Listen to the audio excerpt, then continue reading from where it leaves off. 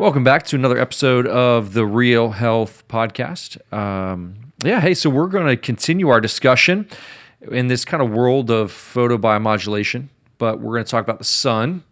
And one of the big things that I hear from patients is, hey, is it true that sun causes cancer, or does sunscreen cause cancer?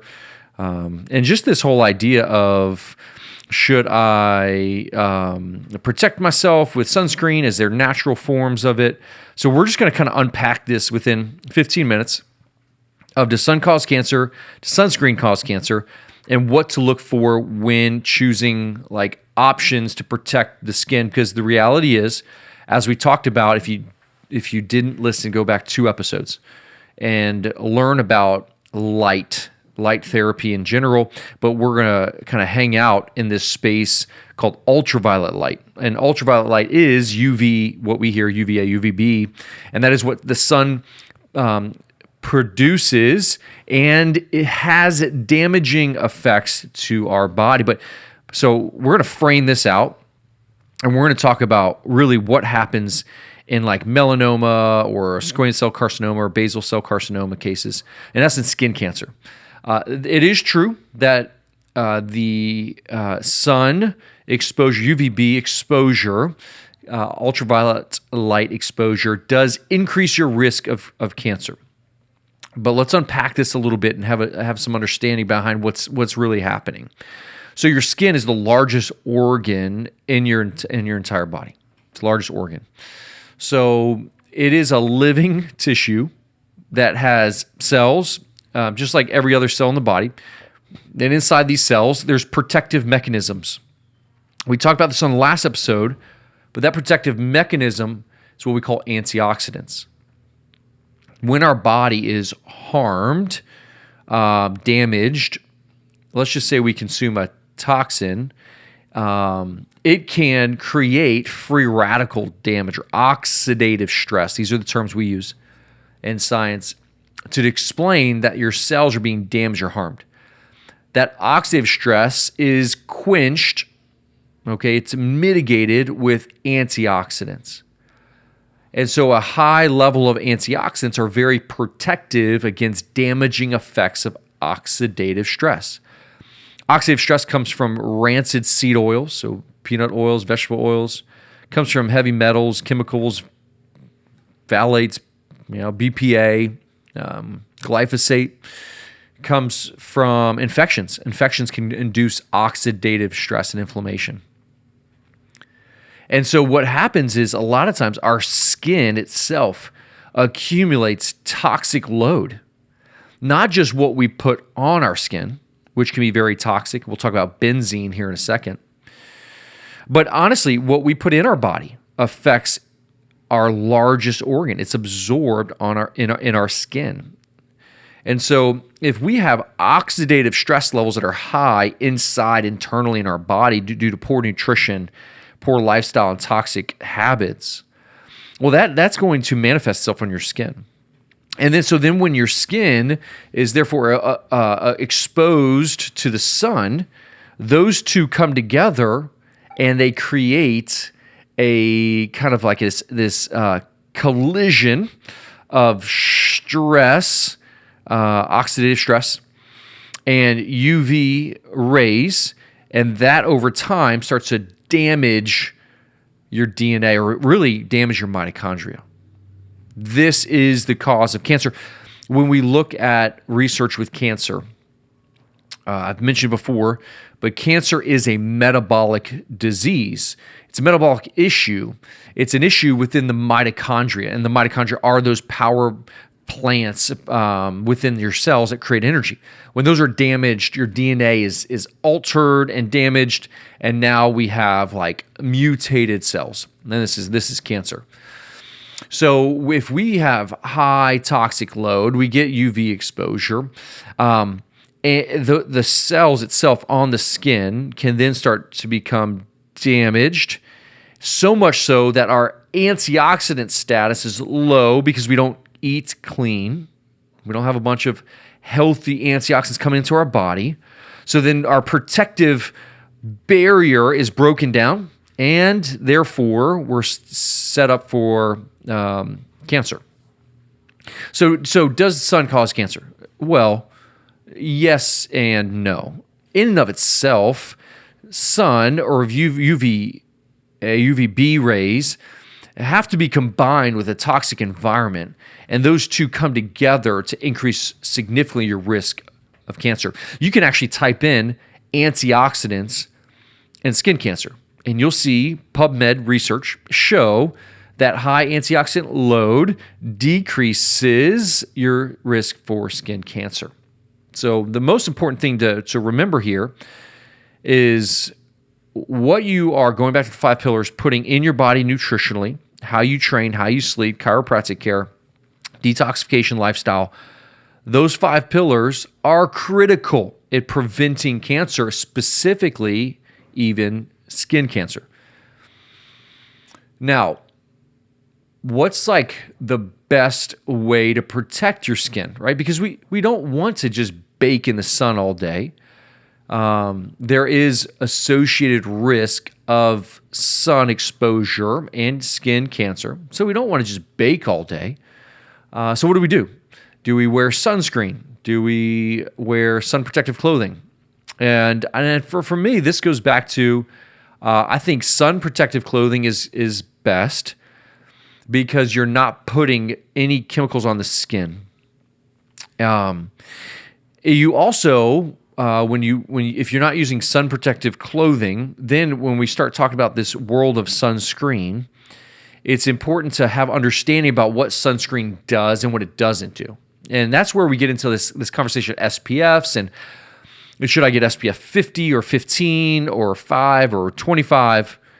And here's how we're going to break this down. The first is, I think you should slowly accumulate to the sun by building a base tan. Research does show that building a base tan mitigates the effects of the burning by 2 to 3x. So if you don't have a base tan, let's just say it takes you 20 minutes to burn in the sun. If you have a base tan, it could take 60, even 80 minutes to burn. So a base tan is important because then what we're really establishing is if you're only out in the sun for 45 minutes or an hour, well, your ability to be like sun protective is a lot higher. So sun protective clothing is great. Having a base layer or base tan is great. And then sunscreen. This conversation of sunscreen is one. We were in Hawaii a few months ago, and we were doing some snorkeling and some free diving. And so we were putting on sunscreen. And over there, man, they're really passionate about it. But here in the inland states, we're not as passionate about sunscreen, and most people don't know its effects on coral and sea life. The chemicals in sunscreen directly interfere with the life of corals and reefs and urchins and fish to the point where it's actually destroying coral reefs. So when you put on this like I don't know what are the common big pharmaceutical Johnson & Johnson brands out there, whatever you're putting on your body that's like super high SPF, aerosol based, spraying it and then jump into the ocean, that those chemicals are directly impacting the life of the ocean. And so for the first point of reference here is make sure you're putting on a reef safe sunscreen, especially when you obviously are in water, ocean water. Okay, any body of water outside of your pool, reef safe sunscreen is very important for the health of our planet. Okay, so that's first. The second, you don't want to just be reef safe, but you also want to be have a natural based sunscreen. Okay. When you look at sunscreens, there are carcinogenic chemicals that have been found in sunscreens. Johnson & Johnson had to pull it off the shelves, for instance. The one Neutrogena is another one. And when we look at what was in it, it's benzene. Benzene was a chemical that was added to these sunscreens that are known carcinogens. So imagine this: you're putting sunscreen on your body, and then that benzene is being absorbed into the skin. It is altering your mitochondrial health, creating oxidative damage, and inducing mutated cell growth that can end up in skin cancer. You are putting a quote unquote skin cancer protective product that causes skin cancer, right? Isn't that wild? So just make sure that you're getting a natural based sunscreen. Specifically, the mineral based one that you'll see is called zinc oxide. Now keep this in mind. When looking at sunscreens, there's zinc oxide, which is reef safe, and there's nano zinc oxide. And really, it's just the size of the particle of zinc. The nano one is going to be like less than 100 in terms of the size. So as long as it's not nano zinc oxide, it's just zinc oxide, then coral can absorb that, and it doesn't alter their internal genetics that then can create, in essence, induce damage and death to coral reefs. So the one you're going to see out in the market that's the most popular and cleanest are going to be your zinc oxide-based or mineral-based sunscreens. Just make sure it's not nano zinc. When choosing SPFs, kind of point number 4 here, when choosing SPFs, is there any benefit to doing like a 50 SPF, which is 50 times longer? If you're out in the sun for an hour, an SPF 50 technically is 50 hours of protection. That's not true. Research shows that the maximum protection for sunscreen is about 2 hours. So regardless of the SPF load, if you're gonna in the sun more than 2 hours, you're gonna reapply. Okay, so the SPF really doesn't matter when you look at 50 versus 20. It's all the same. So when kind of summarizing this idea of, hey, does sun cause cancer? Do I wear sunscreen? Okay. Again, internal environment is so important. Make sure you're eating well, taking tons of antioxidants. Antioxidants are the most important thing to be sun protective against cancer. Antioxidants are vitamin A's and C's and E's and zinc and selenium. And so make sure you're consuming a plant-rich diet that's full of these polyphenols and antioxidants, and green tea is fantastic to support your antioxidant load. Sun protective clothing, reef safe and natural based SPF sunscreens. And if you do those and you're living a healthy lifestyle, you can significantly mitigate your risk for skin cancer. Hey, that should be a nice summary for you.